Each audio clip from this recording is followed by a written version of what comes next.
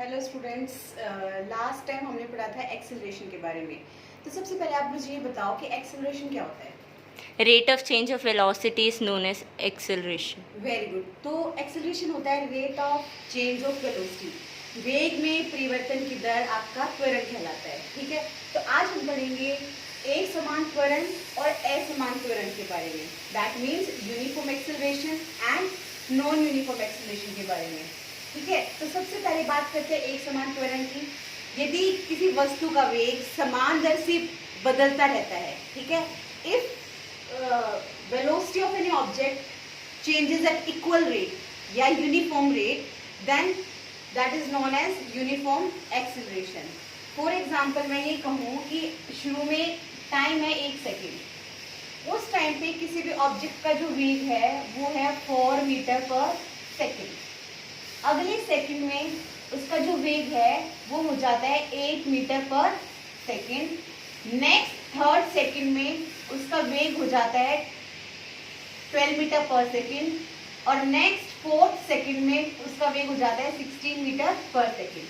आपने क्या देखा कि पर सेकेंड में जो वेग में बदलाव आ रहा है वो 4 मीटर पर सेकेंड का आता है। दैट मीन्स हर सेकेंड में 4 मीटर पर सेकेंड वेलोसिटी में चेंज वहां पर आता है।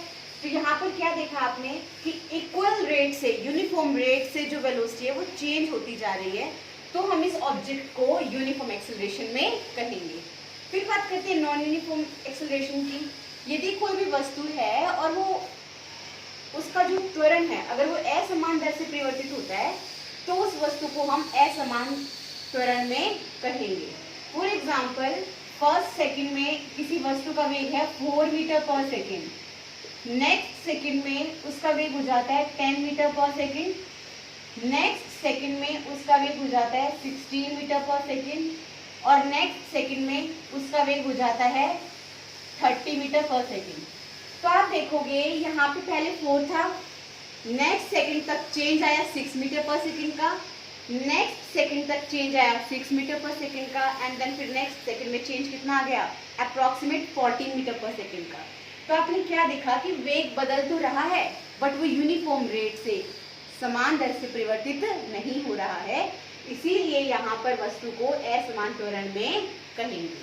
ठीक है, तो यहाँ पर हमारा त्वरण का टॉपिक क्या हो जाता है, कंप्लीट हो जाता है। अब हम बात करेंगे ग्राफ्स की। तो सबसे पहले हम देखते हैं दूरी समय की ग्राफ को पढ़ लेते हैं। ठीक है, तो सबसे पहले देखो, जब भी आप ग्राफ बनाते हो तो उसके लिए 2 अक्ष होते हैं, एक एक्स अक्ष होता है, एक वाई अक्ष होता है। That means one is X axis and second is the Y axis. तो एक्स एक्सिस पे आप हमेशा ही इंडिपेंडेंट क्वांटिटी को दर्शाओगे।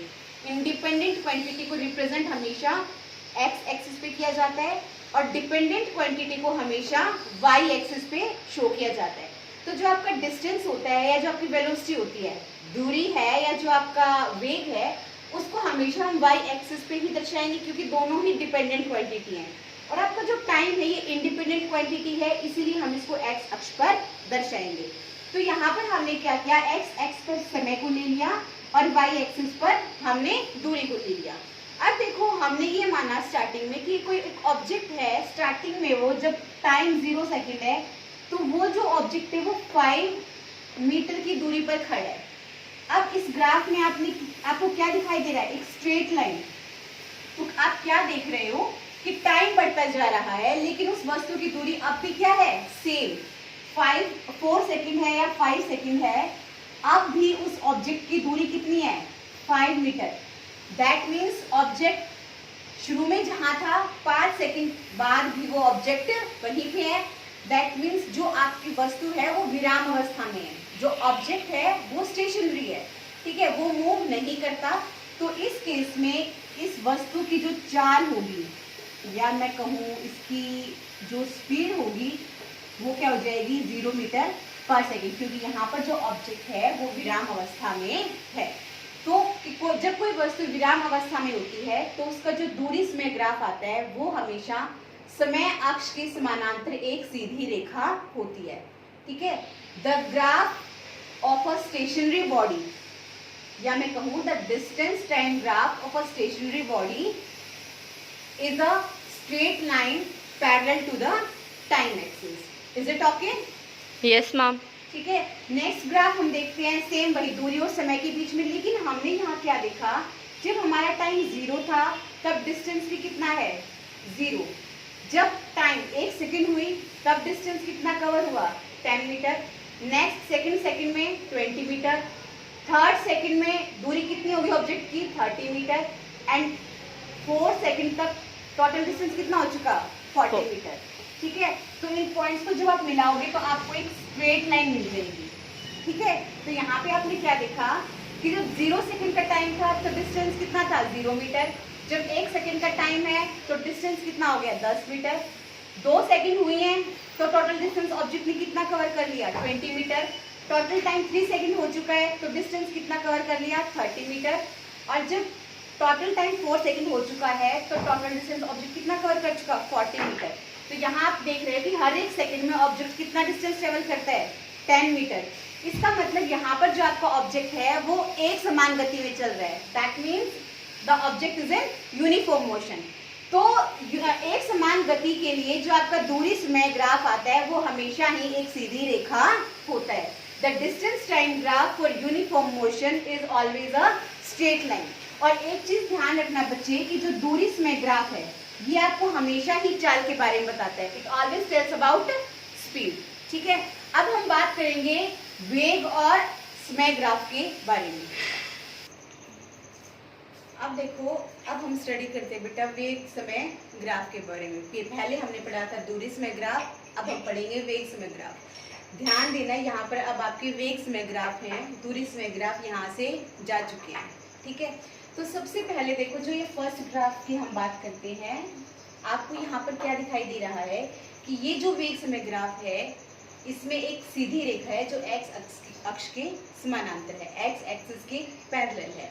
ठीक है, तो इसमें देखो स्टार्टिंग में जब टाइम 0 था तब वेग कितना है, 20 मीटर पर सेकेंड। लेकिन जैसे जैसे टाइम इंक्रीज होता जाता है इसका वेग अब भी कितना है, 20 मीटर पर सेकेंड। ठीक है, इसका मतलब ये ग्राफ आपका क्या दर्शाता है कि यहाँ पर वस्तु के वेग में परिवर्तन नहीं हुआ। और दूसरी चीज ये दर्शाता है कि वस्तु एक जो है समान गति से चल रही है, एक समान वेग से चल रही है। तो ये जो ग्राफ है ये आपका यूनिफॉर्म वेलोसिटी को दर्शाता है। दैट मीन्स एक समान वेग। ठीक है, अब इसमें एक चीज देखो आप कि यहाँ पर जो वेग है इसमें कोई परिवर्तन नहीं हुआ। जब समय के साथ साथ वेग में परिवर्तन नहीं होता है वहां पर त्वरण क्या हो जाएगा, 0, क्योंकि त्वरण का फॉर्मूला होता है वेग में परिवर्तन डिवाइडेड बाय समय, change in velocity upon time. या वेलोसिटी में कुछ चेंज है ही नहीं। ठीक है, जब वेलोसिटी में चेंज है ही नहीं तो एक्सेलरेशन आपका क्या आ जाएगा, 0 आ जाएगा। ओके, तो जो आपका वेग समय ग्राफ है वो एक समान वेग के लिए एक एक्स अक्ष के समानांतर सीधी रेखा को दर्शाता है। That means velocity time graph for uniform velocity of an object is always a straight line parallel to the X axis. उसके बाद हम चलते हैं सेकेंड ग्राफ पर। सेम यहाँ पर एक्स एक्सिस पे हमने समय को लिया हुआ है because it is independent quantity, और वाई अक्ष पे हमने वेग को ले रखा है क्योंकि ये आपकी डिपेंडेंट क्वांटिटी है। इसमें आप देखोगे जब टाइम 0 था वेग भी क्या था, 0 मीटर पर सेकेंड। जैसे ही 1 सेकेंड बढ़ी वेग कितना हो गया, 10 मीटर पर सेकेंड। जैसे ही 1 सेकेंड और बढ़ी वेग हो गया 20 मीटर पर सेकेंड। जैसे 3 सेकेंड्स हुई वेग 30 हो गया, 4 सेकेंड्स हुई वेग क्या आ गया, 40 आ गया। तो यहाँ पर ये ग्राफ आपका क्या शो कर रहा है, अ स्ट्रेट लाइन। ठीक है, लेकिन आपने यहाँ पे ध्यान देना जब टाइम 0 था, 0 सेकेंड, तब वेग भी क्या था, 0 मीटर पर सेकेंड। जब 1 सेकेंड हुई तो आपका वेग हो गया 10 मीटर पर सेकेंड। 2 सेकेंड्स हुई तो वेग आपका कितना हो गया, 20 मीटर पर सेकेंड। सेम ऐसे ही 3 सेकेंड्स हुई तो 30 मीटर पर सेकेंड एंड 4 सेकेंड हुई तो 40 मीटर पर सेकेंड।